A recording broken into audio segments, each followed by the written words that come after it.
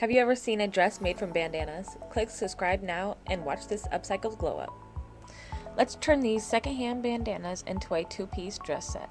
I'm using purple, pink, and black, a mix gifted to me by a friend who beat cancer. I picked 10 total and started by ironing everything out smooth. Sew 4 bandanas together, right sides facing. That's tier 1.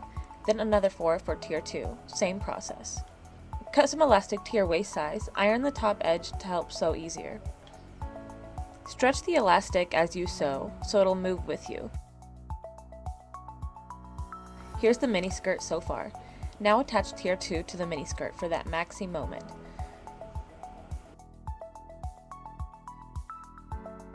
I used the last 4 panels of the bandana for a poncho top. Sew the sides and leave a hole in the center for your head. And boom, here's the final look.